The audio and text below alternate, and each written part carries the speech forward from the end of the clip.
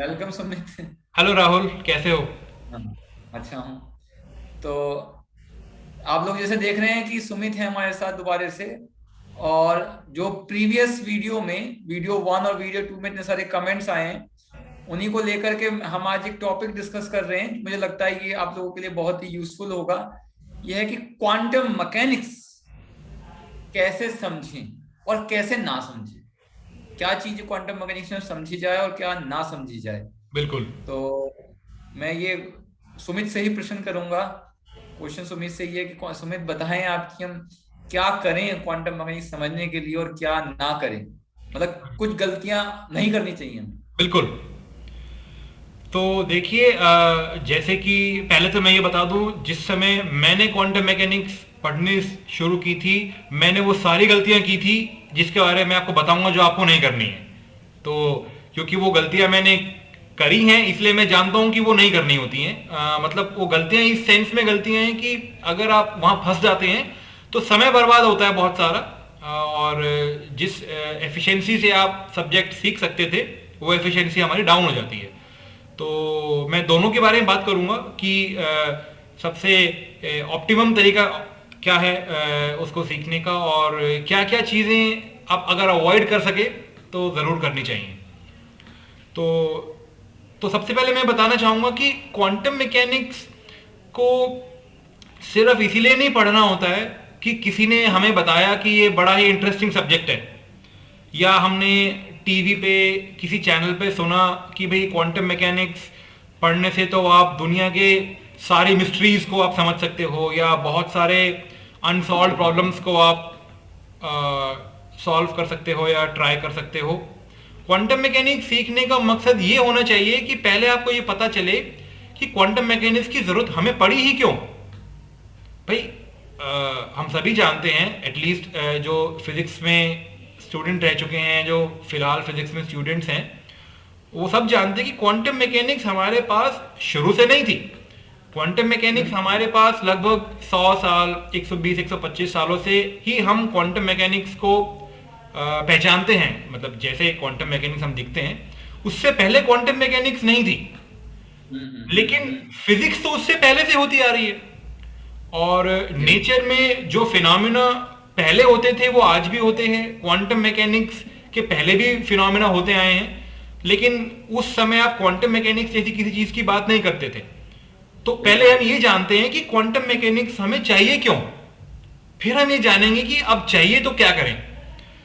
तो हाँ जी। मुझे मुझे याद आता है कि मैंने जो पढ़ना चालू किया, मुझे 10th क्लास में एक मैगजीन में मैंने क्वांटम भौतिकी शब्द देखा।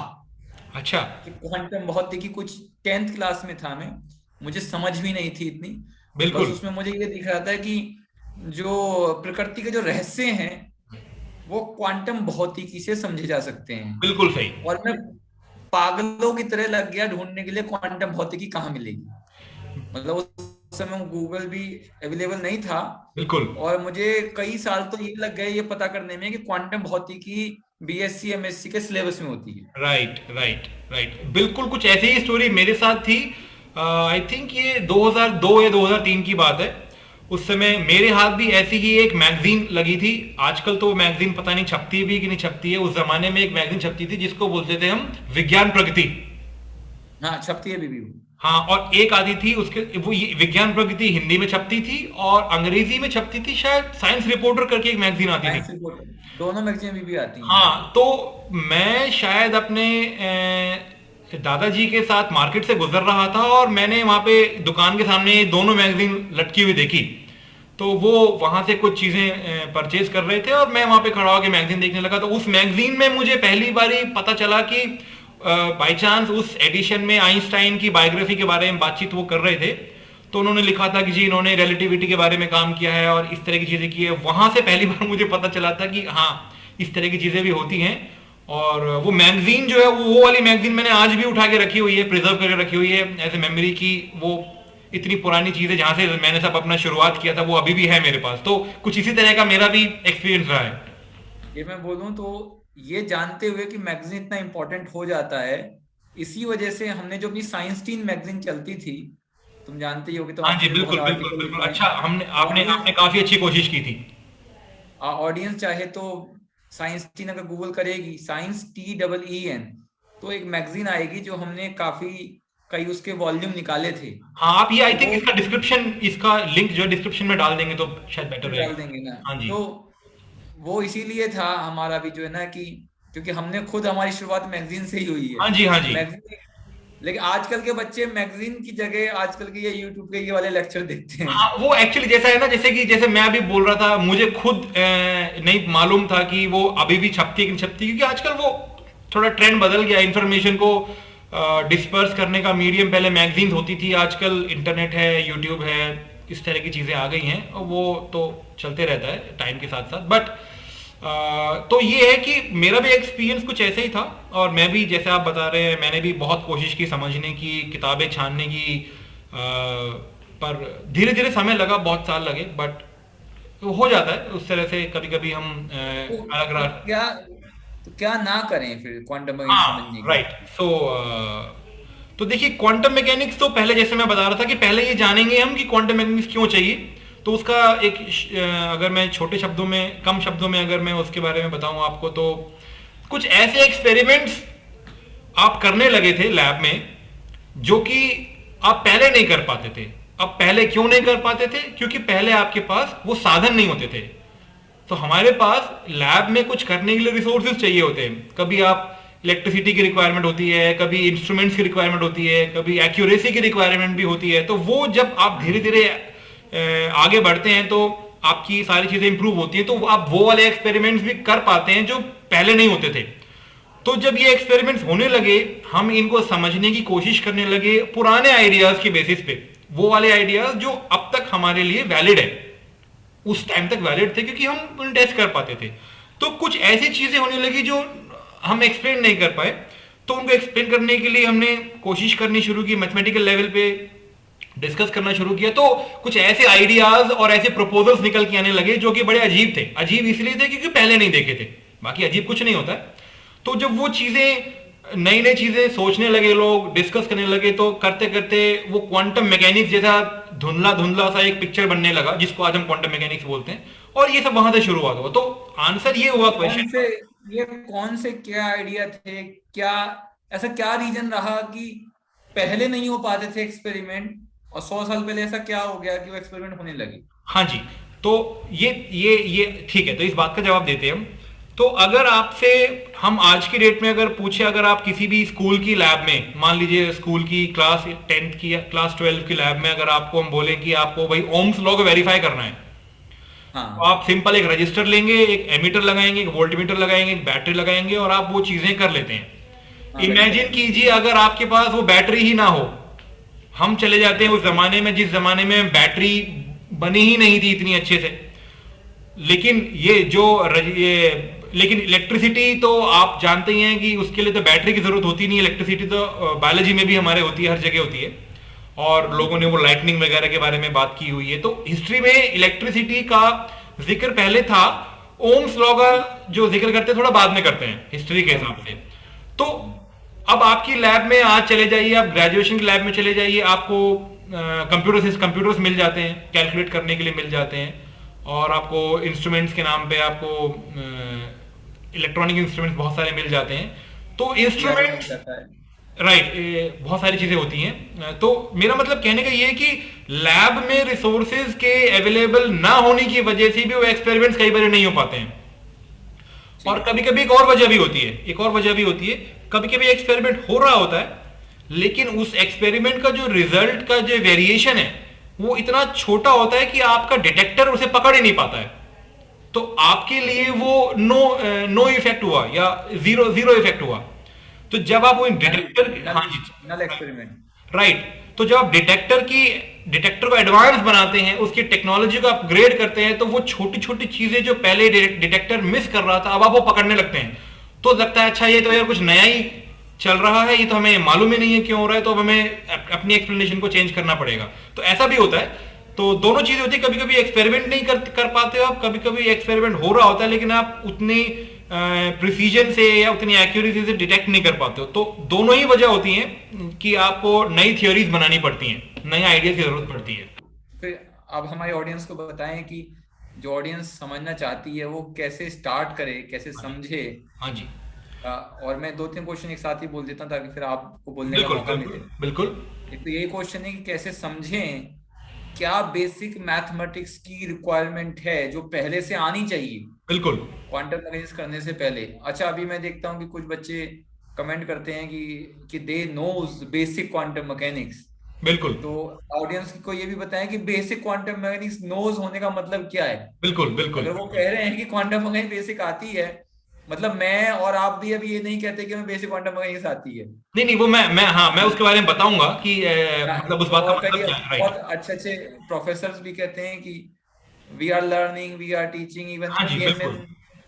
फीएनमैन ने भी कोटेशन कहा है कुछ इससे रिलेटेड, हाँ जी, तो अगर मैं आपको याद हो मैं तो। मैं हाँ जी, तो मैं उस बारे में ऑडियंस को मैं हेल्प करूंगा कि जब कोई भी ये आपसे बोलता है कि आपको ये आता है कि नहीं आता है, तो उसका जवाब देने का मतलब क्या है, वो उस बारे में उसको मैं एक्सप्लेन करूंगा। तो ये दो क्वेश्चन मैंने आपसे राइट। पूछने हैं। तो सबसे पहले तो मैं ये बताना चाहूंगा कि आपको शुरू कैसे करना चाहिए। तो देखिए, हम्म। नॉर्मली हमारे सिस्टम में दो तरीके होते हैं किसी भी सब्जेक्ट को शुरू करने के। एक तो वजह ये होती है कि आपको सब्जेक्ट अच्छा लगता है इसलिए कर रहे हो, इसलिए करना चाहते हो। दूसरा ये वजह होता है कि आपकी सिलेबस में किसी ने डाल दिया है और अब आपको वो करना है। ये दोनों ही तरीके जो हैं अपने अपने जगह ठीक होते हैं, लेकिन दोनों को फॉलो करने की अप्रोच कंप्लीटली अलग हो जाती है स्टार्टिंग से ही। तो हाँ। अगर तो आप सिर्फ इसलिए करना थाली चाह रहे में हो। खाना थाली में खाना रखा है इसलिए खा रहे हो, या पसंद है राइट। इसलिए खा रहे बिल्कुल हो। बिल्कुल बिल्कुल, दोनों काम करने के अलग अलग तरीके हैं। हम ये नहीं बोलेंगे कि ये तरीका उससे बेटर है, लेकिन दो अलग अलग चीजें हैं, दोनों अलग अलग चीजों की तरह ही हम ट्रीट करने की कोशिश करेंगे। तो हम्म। पहले तो मैं बता देता हूं, जो ज्यादातर लोग होते हैं वो उस कैटेगरी में होते हैं कि जिनके सिलेबस में कोई चीज डाल दी गई थी और अब उन्हें वो पढ़ना है किसी तरह से, उससे या तो पीछा छुड़ाना है, या मान लीजिए पढ़ते पढ़ते इंटरेस्ट बनने लगा। मतलब हो सकता है आपको आपको चाहिए नहीं था, आपको पता ही नहीं था कि ये अच्छा होगा, बट सडनली आपको रियलाइज हुआ कि अच्छी चीज है और इसको अब करके देखेंगे। तो अगर आप सिलेबस के पॉइंट ऑफ व्यू से अगर चीजें करना चाह रहे हैं, तो जो सबसे अच्छा तरीका ये होता है कि आप ये भूल जाएं कि आपको पहले क्या आता था और क्या नहीं आता था। वो मैं इसीलिए कह रहा हूं क्योंकि सिलेबस का जो कंटेंट होता है वो एक फिक्स्ड टाइम फ्रेम में कवर करने के लिए डिजाइन होता है। हाँ जी। अगर मैं आपको बोलूंगा, आप मुझसे सवाल पूछे कि जी क्वांटम मैकेनिक्स की शुरुआत कहां से हुई, अब ये बताने में अगर मान लीजिए मुझे 6 घंटे चाहिए, तो वो सिलेबस वाले रूट में वो 6 घंटे आपको ऑलमोस्ट वेस्ट लगेंगे क्योंकि उसका कोई काम नहीं है। तो अगर वो वाले अप्रोच से करना चाह रहे हैं तो ये भूल जाएं कि हमें पहले क्या आता है क्या नहीं आता है।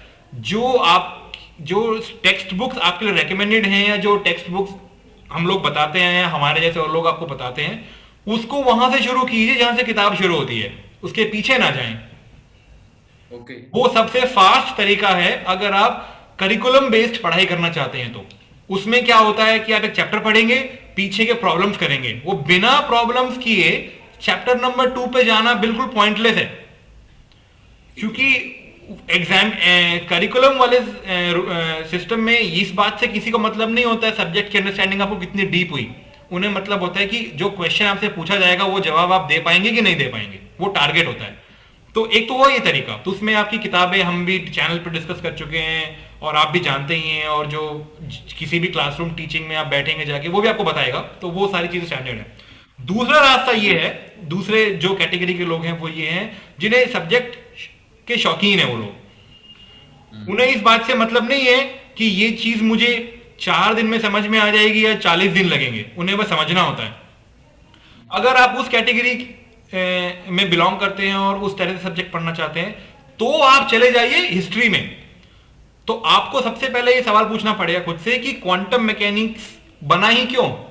जैसा कि अभी हम बात कर रहे थे कि एक्सपेरिमेंट्स हुए, तो आप ये जानने की कोशिश कीजिए कौन से एक्सपेरिमेंट्स हुए, कैसे किए गए वो एक्सपेरिमेंट्स, ऐसा क्या उन एक्सपेरिमेंट से निकल कर आया कि हम ये बोलने लगे कि यार ये कुछ अलग हो रहा है ना, ये न्यूटन ने जो हमें सिखाया था वो यहां पे लग नहीं रहा है, कुछ मामला गड़बड़ है। अब ये जो मैं कह रहा हूं ये बड़ा मुश्किल काम है करना, क्यों? क्योंकि अगर मैं आपको एक एक्सपेरिमेंट करके दिखाऊं और वो आपको अजीब लगे, तो पहले तो आप आपकी इतनी अच्छी नॉलेज होनी चाहिए न्यूटन के लॉ की कि आप ये कह पाए कि भैया न्यूटन का लॉ यहां नहीं लगा सकते हो। ये कहना बड़ा आसान है कि ये वाला लॉ या ये वाला प्रिंसिपल यहां फेल हो गया, बट पहले आपको पता तो हो कि वो लॉ कहना क्या चाह रहा था। तो पहले तो जो न्यूटन ने आपको सिखाया, जो फैराडे ने आपको सिखाया, ये लोग जो आपको सिखाकर गए हैं, पहले तो ये जानना पड़ेगा कि आपको ये समझ आए कि नहीं आए, जो उसकी उसका जो पूरा। नहीं, हाँ। इस पे मैं थोड़ा आपको कमेंट करना चाहूंगा कि एक्चुअली क्या कहा जाए पढ़ने पढ़ाने और किताबें लिखने उस वालों को, कि आपको शायद याद हो, आपने देखा भी होगा किताबों में लिखा होता है डिराइव न्यूटन थर्ड लॉ। हाँ जी। एग्जाम में भी आता है हाँ कई जी, बार। हाँ जी, हाँ जी, हाँ जी, ये सारी ये थोड़ी सी अजीब चीजें आती हैं कभी कभी। तो और ऑडियंस को शायद पता होगा ही ये कि न्यूटन्स के जो लॉज हैं, ये जो इक्वेशन, ये तीन जो लॉज हैं, वो फंडामेंटल हैं, वो डिराइव नहीं और इंडिपेंडेंट हैं तीनों, राइट, राइट, रिलेशन है उनके अंदर। राइट। तो जो बहुत लोग हाँ, मतलब जो अच्छे टीचर्स अगर आपको मिले होंगे तो वो इस बात पे जोर डालेंगे कि ये जो लॉज होते हैं उनको लॉ क्यों कहा जाता है और उसकी क्या खास बात है। लॉ की अब खास बात इसमें ना यही है कि वो आपको एक मिलता है, वो आप लाते नहीं है कहीं से। अब एक बच्चे ने वास्तव में इस पे वो कर दिया था कि ना, कि एग्जाम में पे क्वेश्चन है कि उसने रियल का एक क्वेश्चन उसका हो गया था कि न्यूटन्स का लॉ ड्राइव ही नहीं कर सकते, बात तो सही तो है। मुझसे एग्जाम में क्यों पूछा गया है, बात बिल्कुल ये सही है। मुझसे एग्जाम में ड्राइव कराने के लिए क्यों पूछा गया। हाँ, एक्चुअली क्या है ना, वो उस बच्चे का पॉइंट बिल्कुल सही है। वो कभी कभी क्या होता है, एग्जामिनर का जो पूछने का लैंग्वेज है ना, वो लैंग्वेज थोड़ा गलत हो जाता है। हाँ क्वेश्चन वो कुछ और पूछना चाह रहा होता है, लेकिन लिखते समय उसका इंटरप्रिटेशन चेंज हो जाता है, तो कभी कभी वो बातें भी हो जाती है। बट जो आप बात कर रहे हैं कि सिस्टम में पूछ लेते हैं कि डिराइव पर्टिकुलर दिस लॉ और दैट लॉ, वो थोड़ा रॉन्ग है, राइट। हाँ तो ये मेरा कहने का मतलब था कि आप पहले ये समझने लायक बने कि न्यूटन का हाँ लॉ कहां नहीं लगाया जा सकता। जैसे हाँ कि अगर बिल्कुल मैं, सही। जैसा कि छोटा एग्जांपल आपने सभी ने पढ़ा होगा कि हम बोलते हैं कि non inertial frame of reference में न्यूटन की इक्वेशंस जो हैं वो चेंज हो जाती हैं। मॉडिफाइड हो जाती है। तो ये कहना भर काफी नहीं होता है या सुनना भर काफी नहीं होता, आपको समझना पड़ेगा इसका मतलब क्या है। आप बेशक, आप तो कैसे पता चलेगा, आप नॉन इनर्शियल फ्रेम में वो इक्वेशन लगा के देखो क्या होता है, पता चल जाएगा क्या हो रहा है, क्या गलत हो जाएगा। तो वो आप पहले इस लायक बनिए कि न्यूटन ने जो बातें बताई हैं वो आपको पूरी तरह समझ आ गई हैं। उसके बाद जब आपको एक्सपेरिमेंट बताएंगे हम, या जब आप एक्सपेरिमेंट जाके देखेंगे तो पता चलेगा अच्छा हाँ यार ये प्रॉब्लम थी, न्यूटन के लॉ से ये एक्सप्लेन नहीं हो रहा है, इसीलिए मुझे कुछ नया चाहिए। तो आप लोगों को वहां से शुरुआत करनी चाहिए, पहले ये समझे जाके कि कौन कौन सी चीजें ऐसी होने लगी थी जिसमें पुराने वाली जो नॉलेज है हमारी वो सफिशिएंट नहीं थी। फिर पता चलेगा क्वांटम मैकेनिक्स क्यों चाहिए। ये तो हुआ पहले क्वेश्चन का आंसर। जब आपको ये पता लगने लगेगा कि क्वांटम मैकेनिक्स क्यों चाहिए, उसके बाद आप ये पढ़ने की कोशिश करेंगे कि चलो ठीक है, ये मैं कन्विंस्ड हूं कि कुछ अलग यहां पे हो रहा है और मुझे कुछ नया चाहिए, अब शुरू कैसे करें। तो शुरुआत करने का भी तरीका वहीं से है कि आप खुद से सोचिए कि अगर ये एक्सपेरिमेंट आपके सामने हो रहा होता तो आप इसका जवाब, आप इसकी प्रॉब्लम का जवाब कैसे सॉल्व कर, कैसे दे रहे होते। कि भाई क्या पता है इंस्ट्रूमेंट में एरर है, ऐसा भी होता है। तो आप पहले ये देखेंगे, आप ये इंश्योर करेंगे कि इंस्ट्रूमेंट का एरर नहीं है। समझ रहे हैं आप, मतलब कहने का ये है कि ये एक्सपेरिमेंट ओरिएंटेड, एक्सपेरिमेंट को समझने का तरीका और थियोरी एक साथ में चलानी पड़ेंगी आपको, तब समझ में आने लगेंगी चीजें। ये तो एक तरीका है। दूसरा थोड़ा आसान तरीका ये होता है कि छोड़ दीजिए एक्सपेरिमेंट्स। हम मान के बैठे हैं कि एक्सपेरिमेंट्स तो हुए थे, कुछ प्रॉब्लम थी, हमें नहीं पता क्या सॉल्व हुआ था। आप फिर उसी बेसिकली उसी ट्रैक पे आ जाएंगे कि किताब से शुरू करेंगे आप, और किताब में आपको फिर वो मैथमेटिक्स से शुरू करेगा। तो अब मैथमेटिक्स कौन सा चाहिए उसके बारे में हम बात कर लेते हैं। तो अब मैथमेटिक्स कौन सा चाहिए आपको, तो जैसा कि मैंने कहा कि अगर न्यूटन के लॉ अगर आपकी समझ आपकी अच्छी है तो एटलीस्ट उतना तो आना ही चाहिए। अब बात यह है कि जितना हम सिस्टम में न्यूटन के लॉज को पढ़ते हैं या पढ़ाते हैं वो बड़ा ही बेसिक होता है, और हम कहते तो हैं कि ये सारा कैलकुलस बेस्ड हम बच्चों को सिखा रहे हैं, स्टूडेंट्स को सिखा रहे हैं, बट अगर आप खोल के देखें, आपने भी शायद नोटिस किया होगा राहुल, ये कि पूरे सिलेबस को हम विदाउट इंटीग्रेशन सॉल्व करे ही कंप्लीट कर देते हैं। अगर आप बायो वाले स्टूडेंट भी तो होते हैं ना। हाँ जी बिल्कुल, वो मैं समझता हूं कि ऐसा क्यों होता है, कि आप पूरा का पूरा न्यूटन का जो फिजिक्स है वो जो सिखाते हैं स्कूल लेवल पे, उसमें कैलकुलस तो आई थिंक बस ऊपर ऊपर से होता है, आप उसमें कैलकुलस को अप्लाई नहीं कर रहे होते हैं डेवलपमेंट ऑफ द सब्जेक्ट में। तो मैथमेटिक्स में अगर आपको क्वांटम मैकेनिक्स में शुरू करना है तो पहले तो आपको न्यूटन का जो आइडिया है, सारा न्यूटन का जो फिजिक्स है वो कैलकुलस बेस्ड अप्रोच से करना पड़ेगा आपको, जो कि अभी तक हमें स्कूल के लेवल पे हमने ठीक से नहीं किया होता है। उसके लिए बहुत सारी बुक्स आपको रेकमेंड की जा सकती हैं, अगर आपको ऐसा नीड होगा तो आप कमेंट्स में लिख सकते हैं, हम बताएंगे उसके बारे में भी। तो पहले तो न्यूटन के जो फिजिक्स है वो कैलकुलस बेस्ड अप्रोच से आपको रिपीट करना पड़ेगा।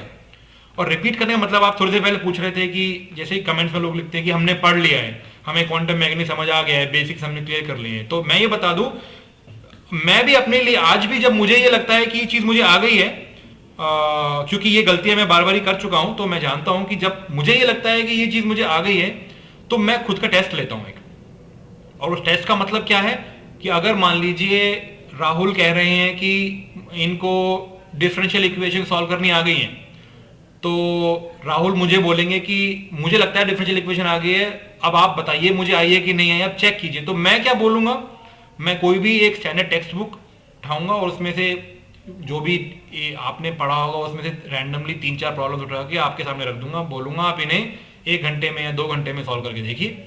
अगर आपने वो प्रॉब्लम्स बिना किसी एक्सटर्नल हेल्प के कर ली का मतलब ये नहीं है कि आपको पूरी फिनिश ही करनी है या आपको एकदम कंप्लीट कर ली का मतलब ये होता है कि सामने वाले को भी और खुद को भी कन्विंस करा पाया कि ये प्रॉब्लम मैंने एनालाइज कर लिया है और मुझे पता चल गया इसमें ये प्रॉब्लम थी। अगर आप एक्सपर्ट नहीं है तो एक्सपर्ट से जाके मिल लीजिए, उनको बता दीजिए कि सर ऐसे ऐसे मैंने सॉल्व करने की कोशिश किया, एक बार देख लीजिए, आपको इसमें कुछ इश्यू लगता है तो उस अगर वो समझ में आ गया कि वो करेक्ट सॉल्यूशन है या सफिशिएंटली मतलब रीजनेबल सॉल्यूशन है, तभी हम ये मानेंगे कि हमें वो चीज आ गई है। तो अगर आप में से स्टूडेंट्स हैं कुछ लोग और उन्हें लगता है कि न्यूटन के लॉ समझ में आ गए हैं, तो आप राहुल से कोई प्रॉब्लम ले लीजिए और वो आपको बता देंगे जी ये प्रॉब्लम में 20 मिनट लगने चाहिए, आप सॉल्व करके दे दो। चलिए, तो मैं इसी पे जो लोग ऑडियंस है हमारी, जिन्हें लगता है क्वांटम मैकेनिक्स आ गई है उन्हें, मैं बहुत ही ज्यादा फंडामेंटल, सभी को मालूम है कि वेक्टर स्पेस क्वांटम मैकेनिक्स को समझने के लिए एक मिनिमम चीज है ही। राइट, सही बोल रहा हूं? बिल्कुल ठीक बोल रहे हैं, एक अप्रोच है। राइट, हाँ, दिल्ली यूनिवर्सिटी का जो सेशन चलता है अभी, दिल्ली यूनिवर्सिटी के सेशन में ही एमएससी का जो प्रोग्राम चलता है क्वांटम मैकेनिक्स का, उसके अंदर ट्यूटोरियल्स होते हैं। तो हाँ जी, प्रॉब्लम सेशंस होते हैं। राइट, तो पहली प्रॉब्लम है, मैं आपको वो दे रहा हूँ ओरली, आप ट्राई कर सकते हैं, एनालिसिस करना बड़ा इजी है कि 3 फंक्शन है एफ, जी और एच। एफ, जी और एच है। एफ है ई की पावर एक्स, ठीक है, जी है ई की पावर 2x और एच है x। 3 फंक्शन हो गई, ठीक है। और हमें बताना है कि ये तीनों फंक्शन लीनियर इंडिपेंडेंट है या डिपेंडेंट है। बिल्कुल सही बात है, ये बड़ा ही इंपॉर्टेंट क्वेश्चन है और ये इसकी समझ होना बड़ा जरूरी है। बहुत सिंपल क्वेश्चन है और सिंपल भी क्वेश्चन है।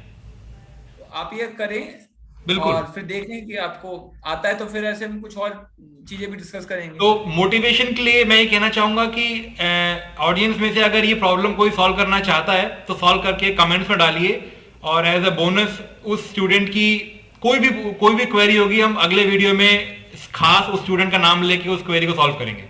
ठीक है, तो मोटिवेशन के लिए है ये, मतलब कहने का मतलब ये है, जब आपको ये लगे कि आपको कोई टॉपिक या कोई चैप्टर या कोई सब्जेक्ट समझ आ गया है तो उसको टेस्ट कीजिए अपनी नॉलेज को, क्योंकि जब तक आप टेस्ट नहीं करेंगे अपनी नॉलेज को, आप ये नहीं कह सकते कि वो चीज आपको क्लियर है। और टेस्ट कैसे होगा, किसी ऐसे इंसान से जाके मिलिए जो ऑलरेडी आपसे ज्यादा एक्सपीरियंस्ड हो या आपको मालूम हो कि वो इस सब्जेक्ट का जानकार है, वो आपको बताएगा जी आपकी अंडरस्टैंडिंग अभी 10% थी या 50% थी या 80% थी।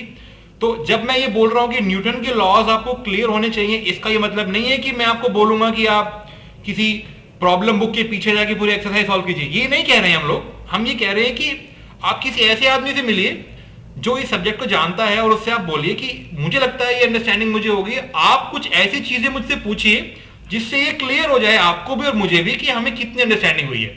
और वो आपको बताएगा कि आपको, चलिए आप ये बताइए कि एक्सेलरेटिंग फ्रेम में अगर एक बॉल को मैं स्टेशनरी मानता हूं तो उसका मतलब क्या हो गया, फॉर एग्जाम्पल। या जैसे अगर किसी रोटेटिंग बॉडी के ऊपर आपने कोई फ्रेम ऑफ रेफरेंस रख दिया है तो उस पर टॉर्क का क्या इफेक्ट होगा, इस तरह की छोटी छोटी चीजें आप किसी एक्सपर्ट से जाके मिलेंगे आपको, वो आपको बताएगा कि आपकी अंडरस्टैंडिंग कितनी है। तो ये दूसरी चीज हुई कि आपको पहले न्यूटन की फिजिक्स की अंडरस्टैंडिंग होनी चाहिए। उसके बाद जो हम मैथ्स की बात कर रहे थे, कैलकुलस के तरीके से आपको न्यूटन का सिस्टम रिविजिट करना पड़ेगा। उसके बाद डिफरेंशियल इक्वेशंस की अंडरस्टैंडिंग बड़ी इंपॉर्टेंट है अगर आप क्वांटम मैकेनिक्स को वैसे करना चाह रहे हैं जैसा वो ओरिजिनेट हुआ था। मतलब हम भी जानते हैं कि उसका क्योंकि जो ऑडियंस को लगेगा कि ना कि क्लासिकल मैकेनिक्स की बात कर रहे हैं, ये बात सुमित जो बोल रहे हैं बहुत इंपॉर्टेंट है, ये हम क्या करें जो बेसिक से समझना चाहते हैं उनके लिए बता रहे हैं इस बिल्कुल, ये बात को। उनके लिए है, ये उनके लिए है जो शुरू से जो बेसिक से समझना चाह रहे हैं कि अगर आप क्वांटम मैकेनिक्स की कोई भी पुरानी किताब उठा लीजिए या पुराना कोई भी डिस्कशन, वो आपको शुरुआत में ही शुरुआती पेजेस में ही आपको पता चल जाएगा कि डिफरेंशियल इक्वेशन का सारा मामला है। वो और वो क्यों है मैं आपको बता देता हूं। क्योंकि जब आपका फिजिक्स में कोई फिनोमेना किसी किसी पार्टिकल का डिस्क्रिप्शन आप जब दे रहे हैं और वो पार्टिकल में चेंजेस जब हो रहे होते हैं तरह तरह के, तो उन चेंजेस को कैप्चर करने का जो सिंगल मोस्ट तरीका है वो उसकी डिफरेंशियल इक्वेशन लिख के ही निकल के आता है। अगर कोई पार्टिकल, अगर एक गाड़ी रोड पे चलती हुई जा रही है और आपको ये स्टडी करना है कि उसका चेंज जो है, उसकी स्पीड में जो चेंज हो रहा है उससे क्या हो रहा है, तो उसका इक्वेशन लिखा जाएगा dv by dt, change in velocity when time is changing. तो बस वो डिफरेंशियल इक्वेशन वहीं से शुरू है। तो इसीलिए डिफरेंशियल इक्वेशन चाहिए आपको, क्योंकि क्वांटम मैकेनिक्स में जो पार्टिकल में वेरिएशन हो रहे हैं उनको कैप्चर करने का यही एक टूल है हमारे पास। तो डिफरेंशियल इक्वेशन की अंडरस्टैंडिंग अच्छी होनी चाहिए। अब प्रॉब्लम ये है कि न्यूटन वाली फिजिक्स में जो डिफरेंशियल इक्वेशन हमने देखी है वो बड़ी सिंपल है, dv by dt होगा या dx by dt होगा या इस तरह की चीजें होंगी। वहां पे जाने के बाद वो सेकंड ऑर्डर डिफरेंशियल इक्वेशन बन जाती हैं, सेकंड डेरिवेटिव आ जाते हैं, पार्शियल डेरिवेटिव्स आ जाते हैं। अब ये आते इसलिए क्योंकि वो बेयर मिनिमम चीजें वहीं वही वही चीज कैप्चर कर पाती है। तो आपको डिफरेंशियल इक्वेशन तो कम से कम सीखना ही पड़ेगा। और अगर डिफरेंशियल इक्वेशन आप सीख लिए तो मुझे लगता है कि क्वांटम मैकेनिक्स की जो जर्नी है उसमें आने वाले 20% 25% का जो कंटेंट है वो तो आप बड़े आराम से कवर कर लेंगे। क्योंकि वो शुरू में वो डिफरेंशियल इक्वेशन के फीचर्स ही डिस्कस करते हैं हम लोग क्वांटम मैकेनिक्स में, टेक्निकल जब हम सब्जेक्ट पढ़ोगे आप, बीच बीच में एलजेब्रा की बातें भी होती है। तो मैथमेटिक्स के लेवल पे मुझे ऐसा लगता है ऑनेस्टली, अगर मैं आज क्वांटम मैकेनिक्स किसी को सिखाने जाऊंगा तो, और मैं ये चाहता हूं कि बहुत ज्यादा गणित मुझे नहीं सीखना है और ना ही मुझे बहुत ज्यादा गणित सिखाना है, तो मोर और लेस दो चीजें हैं जो मैं एक्सपेक्ट करूंगा आपको आती होंगी। एक तो कैलकुलस, वो वाला कैलकुलस है जो क्लास 12 में हम करते हैं, वो तो बेसिकली उससे थोड़ा ऊपर जाना पड़ेगा कैलकुलस में, और डिफरेंशियल इक्वेशन। अगर ये दो चीजें आपको ठीक ठाक तरीके से आती हैं तो मैं या कोई भी आपको क्वांटम मैकेनिक्स सिखाने वाला आपके साथ शुरू कर सकता है। तो वो चाहे किताब से करिए या किसी टीचर की हेल्प से करिए, तो डिफरेंशियल इक्वेशन और कैलकुलस तो मस्ट है। मतलब अगर ये दो चीजें आपको लगता है कि आपको उतना अच्छा नहीं आता है तो आपको क्वांटम मैकेनिक्स की कोई भी बुक अभी टच भी नहीं करनी चाहिए मेरे अकॉर्डिंग। तो ये तो मिनिमम है। हाँ। तो काफी लंबा डिस्कशन होते जा रहा है हमारा, तो ये दो तीन बात और पूछेंगे कि ना कि ये तो आपने बता दिया कि मिनिमम मैथमेटिक्स क्या रिक्वायरमेंट है राइट। क्वांटम मैकेनिक्स करने से पहले। राइट, करने क्योंकि से पहले। मैं खुद अपना शॉर्टकट जर्नी बताऊं तो मुझे पता तो चल गया कि क्वांटम मैकेनिक्स कोई चीज है, बीएससी में होती है, और मुझे लगा कि मैं पढ़ के समझ लूंगा। हाँ जी। लेकिन वो जब किताब खोल के देखी तो मुझे सिंबल ही समझ में नहीं आ रहे थे। बिल्कुल, हाँ, राइट राइट राइट। फिर मुझे किसी ने बताया तुम्हें उसके लिए ये आना चाहिए, वेक्टर कैलकुलस आनी चाहिए, ये आनी बिल्कुल चाहिए। बिल्कुल बिल्कुल। तो मैं 10th में था उस समय राइट। सुमित, और मुझे कई साल लग गए मतलब वो मैथ सीखने में। बिल्कुल और मैं लगे छुप होंगे। छुप के सीख रहा मैं छुप छुप के सीख रहा था, क्योंकि एक पाबंदियां थी। आप समझ सकते हो 11वीं 12वीं का जो विद्यार्थी होता है उसको कितनी पाबंदियां होती हैं, तुम्हें ये बिल्कुल पढ़ना ये नहीं पढ़ना। बिल्कुल तो मैंने कई वर्ष में जाकर के वो जो है ना डिफरेंशियल इक्वेशन ये वगैरह वगैरह वो करा। तो अब ये बिल्कुल। क्वेश्चन ये है कि मैंने जैसे शब्द सुना था, मैंने क्वांटम फिजिक्स सुना था, राइट। है ना, और मैंने बुक जितनी भी देखी क्वांटम मैकेनिक्स की देखी। तो मेरे को बड़ा एक क्वेश्चन होता था कि यार ये मुझे तो क्वांटम फिजिक्स पढ़नी थी, क्वांटम मैकेनिक्स की बुक मिल रही है। राइट। मुझे पहली बार एक ही बुक मैंने देखी क्वांटम फिजिक्स की, वो थी बर्कले फिजिक्स कोर्स की वॉल्यूम नंबर 4। हाँ जी, वो बर्कले के जो 4-5 वॉल्यूम, उसमें से क्वांटम मैकेनिक्स, क्वांटम फिजिक्स है, राइट। चौथा, उसमें तो क्वांटम फिजिक्स लिखा था। हाँ जी। बाकी पूरी लाइब्रेरी में जितनी बुक देखी मैंने उन सब में quantum mechanics, quantum mechanics, quantum mechanics. हाँ लेकिन जी। मैंने कहा मुझे तो क्वांटम फिजिक्स पढ़नी है। राइट। तो मुझे सिर्फ एक बुक, तो मैं यहाँ पे जानना चाहूंगा कि क्या क्वांटम फिजिक्स और क्वांटम मैकेनिक्स एक ही चीज है, अलग अलग है, इसमें कोई लिंक है, क्या है? ये एक लास्ट क्वेश्चन है मेरा बस। राइट, तो ये इस सवाल का जवाब मैं बड़े ही इजीली देने की कोशिश करूंगा। ये बिल्कुल वैसे ही है जैसे आपको बोले कि आपको फिजिक्स पढ़ना है या आपको मैकेनिक्स पढ़ना है। अब आप जब बोलेगी कि मुझे फिजिक्स पढ़ना है, फिजिक्स में बहुत चीजें हैं, उसमें आपकी न्यूटन की फिजिक्स भी आती है और आपकी एस्ट्रोफिजिक्स भी आती है और कॉस्मोलॉजी भी, बहुत कुछ आ जाएगा। लेकिन जब आप बोले मुझे मैकेनिक्स पढ़नी है, तो मैकेनिक्स बेसिकली है कि आप किसी सिस्टम के डायनामिक्स की बात कर रहे हो। अब होता तो फिजिक्स में हर समय यही है, बट जब हम मैकेनिक्स की बात कर रहे हैं तो बेसिकली आप मोर और लेस मोशन ऑफ समथिंग की बात कर रहे होते हैं। तो जब आप बोल रहे हैं क्वांटम फिजिक्स, तो क्वांटम फिजिक्स में बहुत सारी चीजें हैं। ऐसी चीजें भी हैं जिनका डिस्क्रिप्शन हमें पता भी नहीं होता, लेकिन वो हमें मालूम है कि क्वांटम डोमेन में हो रही होती हैं। क्वांटम डोमेन का मतलब एटॉमिक स्केल पे होने वाली फिनोमिना। अब एटॉमिक स्केल पे ऐसी बहुत सारी चीजें हो रही होती है जिसका मोशन से लेने देना होता ही नहीं है कुछ। तो वो सारे फिर भी एक क्वांटम फिजिक्स के कंपोनेंट माने गए हैं। लेकिन जब क्वांटम मैकेनिक्स की आप बात कर रहे हैं, तो आप स्पेशली ये जानना चाहते हैं कि कुछ क्वांटम लेवल पे कुछ ऐसी चीजें होंगी, कुछ पार्टिकल होगा, उनका मोशन स्टडी कर रहे हैं आप, या उनका मैकेनिकल डिस्क्रिप्शन क्या होगा। तो हालांकि ओवरलैपिंग चीजें हैं ये। आज आज आप जब भी क्वांटम फिजिक्स की बात करते हैं, तो ये एक तरीके से एस्टैब्लिश्ड सा फैक्ट माना जाता है कि अगर आप मैकेनिक्स सीख लेते हैं क्वांटम वर्ल्ड की, तो आप क्वांटम फिजिक्स को सीखने में काफी आपकी एक्सपर्टीज डेवलप हो जाती है। तो इसीलिए शुरुआत नॉर्मली क्वांटम मैकेनिक्स से ही की जाती है, क्योंकि आप उसका मैकेनिकल जो वर्जन है वो समझना चाह रहे हैं कि भाई क्वांटम की दुनिया में चीजें हिलती डुलती हैं, कैसे हिलेंगी, उनके उनके नियम समझने हैं मुझे। उन नियमों को बोलते हैं क्वांटम मैकेनिक्स। लेकिन अगर आपको ये इस बात से मतलब नहीं है कि ये चीज हिल रही है, क्यों हिल रही है वगैरह, आपको एक ओवरव्यू लेना है, तो आप भाई क्वांटम फिजिक्स की किताब पुराने जमाने की आप उठा सकते हैं कोई। आजकल तो क्वांटम फिजिक्स के तरीके से कोई इतनी बुक्स नहीं मिलेंगी आपको। जैसे आप बर्कले वॉल्यूम का बात कर रहे हैं, तो उसमें वो मैकेनिक्स से पहले की कहानी भी बताएगा आपको। इतना फर्क होता है। फिनोमिनोलॉजी जो है एक राइट, तरीके से। फिनोमिनोलॉजी, जैसे राहुल बोल रहे हैं, फिनोमिनोलॉजी हम किस चीज को बोलते हैं कि आपने कोई फिनोमिना देखा और अब आप उसको समझ रहे हैं मैथमेटिकल लैंग्वेज में, आपको नियमों का भी ज्ञान नहीं हुआ है, आपको नहीं पता चला है कि क्या रूल्स है, प्रिंसिपल्स है, स्टिल आप समझना चाह रहे हैं, तो आप मैथमेटिकल इक्वेशन में कोई वेरिएबल ट्वीक करके देखेंगे, कोई पावर चेंज करके देखा, कोई फैक्टर हटा के देखा, इस सारे प्रोसेस को चेंज किया, फिर लैब में अपने आप को टेस्ट किया, फिर कुछ नया निकला। तो ये बैक एंड फोर्थ जो तरीका है, इसको फिनोमिनोलॉजी हम बोलते हैं। Basically studying a phenomena when you do not know the all the principles.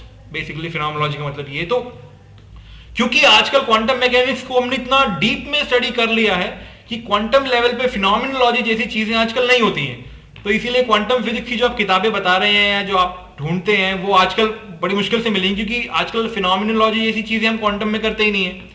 हमें क्लियर है प्रिंसिपल्स, हमें ऑलरेडी पता है कि श्रोडिंगर इक्वेशन का एप्लीकेशन कैसे करना है। तो हम बजाय इसके कि आपको फिनोमिनोलॉजी वाले तरीके सिखाएं, हम आपको सीधा प्रिंसिपल ही सिखाते हैं, क्योंकि हमें मालूम है कि प्रिंसिपल कैसे लगना है। तो इसीलिए क्वांटम मैकेनिक्स आपको ज्यादा देखने को मिलेगा, क्वांटम फिजिक्स आपको देखने को कम मिलेगा। ओके सुमित, तो काफी अच्छा डिस्कशन रहा है। मैं चाहूंगा कि कुछ और प्रश्न भी होंगे ऑडियंस की, और मेरे भी हैं, जो मैं भी शायद आज तो बहुत तुमने लंबा डिस्कशन कर दिया, मैं भी नेक्स्ट वीडियो में हम लें। मैं अभी थोड़ा सा बताता हूँ कि क्या मेरे दिमाग में क्वेश्चन आ रहे हैं। हाँ जी। मेरे दिमाग में 2-3 क्वेश्चन ये आ रहे हैं कि जैसे एक क्वेश्चन तो ये आ रहा है कि आपने कहा कि क्वांटम प्रिंसिपल जो है ना, अब बिल्कुल वेल सेटल्ड हैं, हमें मालूम है ये ही क्वांटम के नियम हैं आज की डेट में आज सेटल्ड की है। डेट में। राइट, कल को हाँ एक एक्सपेरिमेंट हो जाए हाँ क्योंकि वो हो सकता है, मतलब वो ये सारी हाँ चीजें कल सारी दोबारा लिखी जा हाँ, सकती है। वो तो हाँ, है, वो आज तो है तक ही। हमें रीजनेबल अंडरस्टैंडिंग है, राइट। तो ऐसा मतलब कि ऐसा क्या बात है कि क्वांटम के जो रूल्स हैं वो सही साबित हो रहे हैं, है ना? वो उसमें गलतियां मतलब कि काफी सही साबित हो रहे हैं, है ना? जबकि आइंस्टीन क्वांटम मैकेनिक्स में बिलीव नहीं करते थे, जबकि लेजर का खुद आविष्कार आइडिया जो है आइंस्टीन ने ही दिया। तो ऐसे कुछ कुछ बहुत सारे क्वेश्चन मेरे दिमाग में आ रहे हैं, और हो सकता है ऑडियंस के भी होंगे। श्रोडिंगर इक्वेशन क्या है, कैसे श्रोडिंगर के दिमाग में आ गई? तो ये सब मे बी आप नेक्स्ट वीडियो में हमें हाँ थोड़ा जी, सा ये बताइए। आप जो बातें कर रहे हैं, इनको हम नेक्स्ट वीडियो में उठाएंगे और इस पे डिस्कशन करेंगे कि ये सही क्यों साबित होते जा रहे हैं, या आइंस्टाइन थे या और भी बड़े लोग थे, क्यों वो अनकंफर्टेबल थे क्वांटम मैकेनिक्स के आइडिया को लेकर। क्योंकि आजकल आप कहीं भी चले जाइए, क्वांटम मैकेनिक्स किसी को अजीब नहीं लगेगा, क्योंकि हम जिस जनरेशन में हैं, या जिस हमने जिन लोगों से सीखा है, उन लोगों ने क्वांटम मैकेनिक्स को कोई मिस्ट्री की तरह ट्रीट किया ही नहीं। हमारे लिए तो नॉर्मल है। तो मतलब अगर आप मुझसे पूछेंगे जी क्वांटम मैकेनिक्स आपको अजीब लगती है, तो शायद मेरा जवाब होगा नहीं, मुझे उतना अजीब नहीं लगेगा, क्योंकि मैथमेटिकल नियम है। आप इक्वेशन लिख रहे हो, उन्हें सॉल्व कर रहे हो, रिजल्ट आ रहे हैं, लैब में जाके टेस्ट कर रहे हो, अजीब क्या है? तो क्यों वो लोग इसे अजीब बोलते थे, या उसमें क्या वाकई कुछ अजीब है, या क्या वाकई इतनी अच्छी थ्योरी लिख दी आपने कि कुछ गलत ही नहीं है, कुछ गलत दिखता ही नहीं है? तो इन इन विषयों पे हम अगली बारी आराम से पूरी डिस्कशन करेंगे हम लोग। तो एक क्वेश्चन मैं ये भी करना चाहूंगा, सॉरी ये वीडियो तो खत्म होने वाला है, फिर भी दैट्स मुझे ओके। याद आ गया। क्योंकि मैं रिसेंटली क्वांटम मैकेनिक्स अपने स्टूडेंट को पढ़ा रहा था, तो उसका मतलब कि क्वेश्चन ये था उसका, जो जो पढ़ाते समय बहुत ही मैथमेटिक्स चलती रहती है ना, बिल्कुल। तो उसका बच्चे का कहना था कि हम ये समझ थोड़ी ना रहे हैं, ये मतलब कि मुझे ये समझ नहीं रहे हैं हम, ये बस। अब मैंने उसे बोला कि देखिए क्वांटम मैकेनिक्स को समझने का टेक्निक यही है कि आप मैथमेटिकली करते हैं, और उस मैथमेटिकली करते हैं मे बी उसको आपको थोड़ा सा फिजिकल इंसाइट मिलता है, और बैकग्राउंड में आपको मालूम होता है कि आप ये पर्पस है आपका। राइट। जैसे मान लीजिए मैं क्वांटम स्कैटरिंग बता रहा हूं, तो हमें ये मालूम है कि स्कैटरिंग ये होती है, क्वांटम पार्टिकल की स्कैटरिंग कर रहे हैं, और एक प्रोसीजर चल रहा होता है। तो राइट। उस प्रोसीजर के बीच में भाई वो तो गणित चल रही है, बिल्कुल सही मैथमेटिक्स है। चल रही है, इसमें आपको कोई फिजिकल इंसाइट अचानक नहीं मिल जाएगा। Right, right.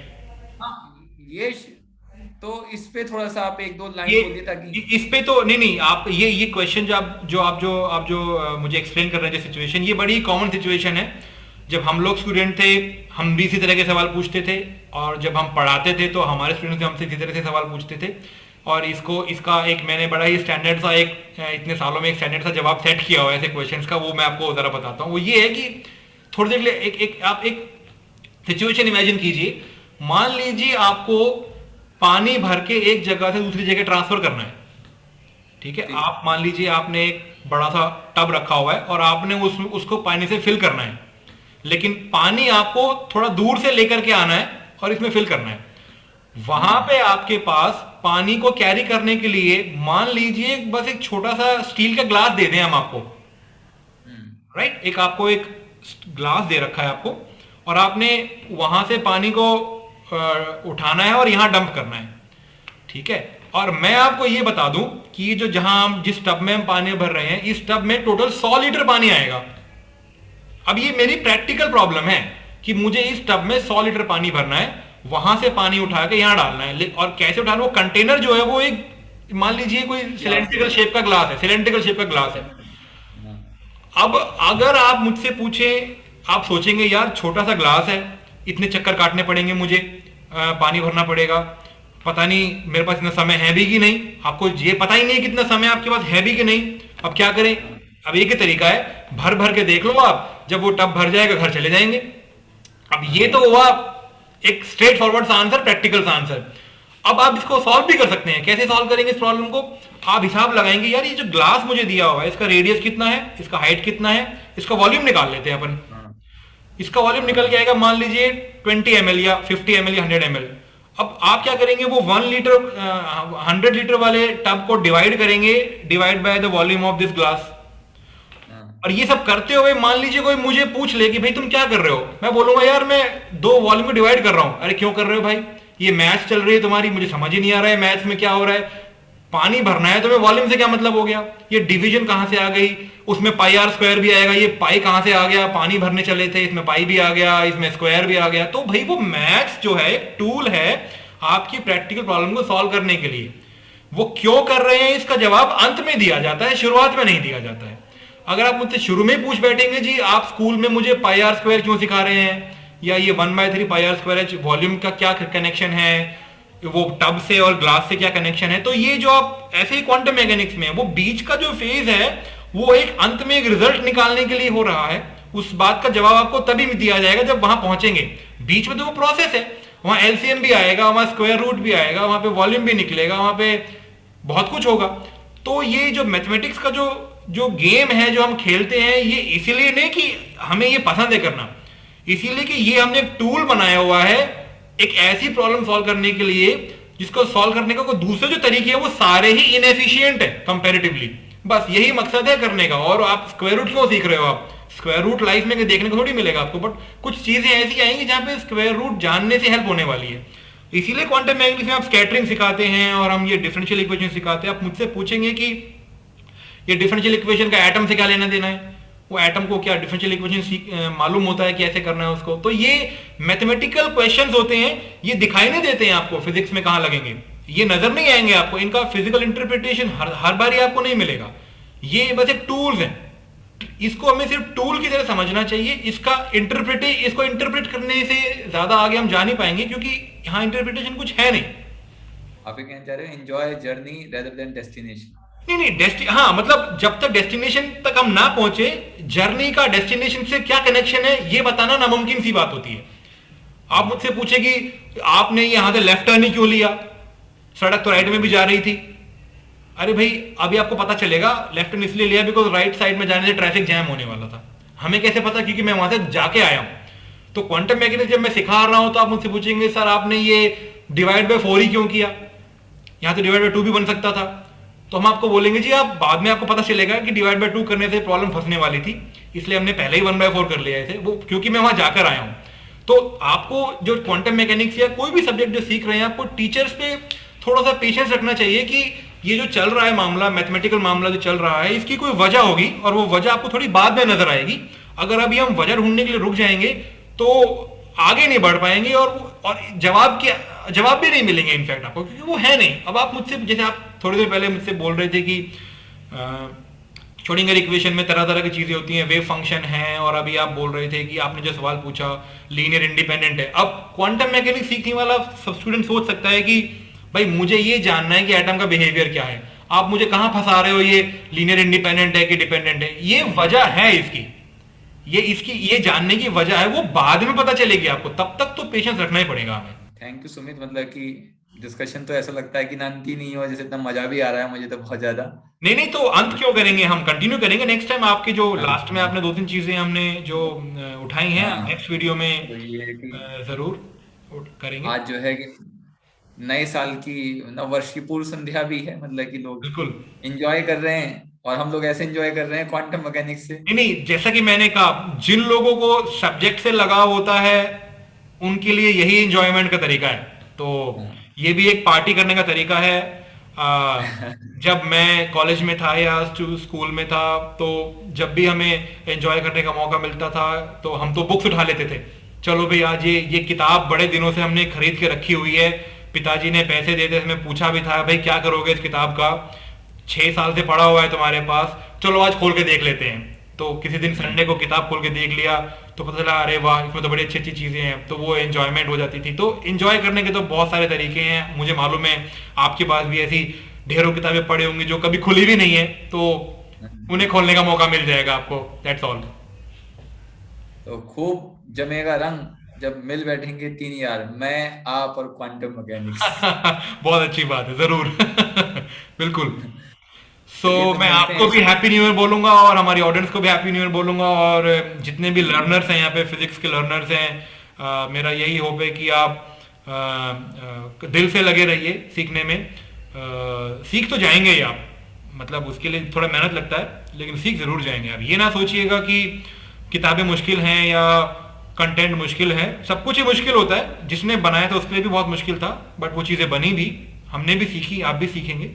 बस आपको पेशेंस रखना होता है, बाकी तो चीज़ें आसान हैं।